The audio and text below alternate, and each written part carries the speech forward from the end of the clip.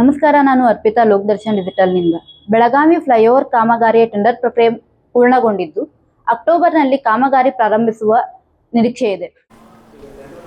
ಈಗ tender process ಮುಗಿದಿದೆ.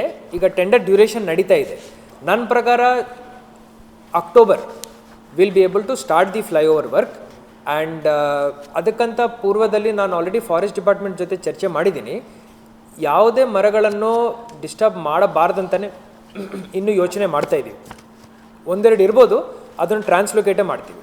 Last time 126 ಅಂತ ಸಂಖ್ಯೆ ಬಂತು ಟ್ರಾನ್ಸ್ಲೊಕೇಟ್ ಮಾಡಲಿಕ್ಕೆ, ಆದರೆ ಅದನ್ನು ಇನ್ನೂ ಕಡಿಮೆ ಮಾಡ್ತಾಯಿದ್ವಿ. ಅಂದರೆ ಬರೀ ಪ್ರೂನಿಂಗ್ ಮಾಡಿ, ಸ್ವಲ್ಪ ಭಾಗಶಃ ಕಟಾವು ಮಾಡಿ, ಗಿಡ ಮರವನ್ನು ಉಳಿಸ್ಕೊಳ್ಳಿಕ್ಕೇ ಪ್ರಯತ್ನ ಮಾಡ್ತೀವಿ. ಇಲ್ಲ, ಆಗಬಾರ್ದು. ಅದು ಭಯ, ಅದು ಇಟ್ ಈಸ್ ರಾಂಗ್. ಹಂಗೆ ಯಾರಾದರೂ ಮಾಡಿದ್ದಾರೆ ಅಂದರೆ ನಾವು ಅವ್ರ ಮೇಲೆ FIR ಮಾಡ್ತೀವಿ. ಇಲ್ಲ, ಅದು ಎಲ್ಲಿ ಆಗಿದೆ ಅಂತ ತಾವು ನನಗೆ ಹೇಳಿ, ನಾವು 100% ಅಲ್ಲಿ ಅಕ್ಕಪಕ್ಕ ಯಾರು ಇರ್ತಾರೆ ಅವರೇ ಅಲ್ವಾ ಮಾಡ್ತಿರೋದು. ನಾವು ಪಕ್ಕ ಇನ್ವೆಸ್ಟಿಗೇಟ್ ಮಾಡಿ ಅವ್ರ ಮೇಲೆ FIR ಮಾಡ್ತೀವಿ.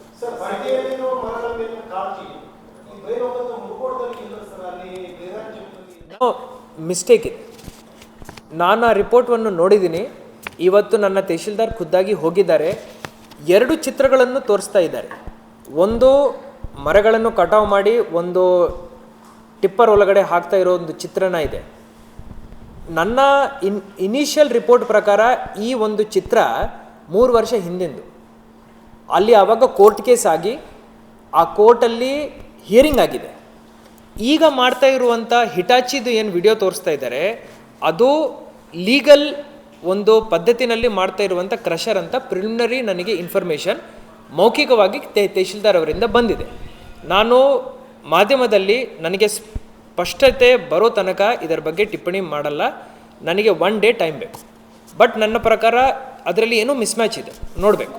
ಫ್ಲೈಓವರ್ ಕಾಮಗಾರಿ ಜೊತೆಗೆ ಮರಗಳನ್ನು ಉಳಿಸುವುದರತ್ತ ಹೆಚ್ಚಿನ ಗಮನ ನೀಡಲಾಗಿದೆ ಎಂದು ಅಧಿಕಾರಿಗಳು ತಿಳಿಸಿದ್ದಾರೆ.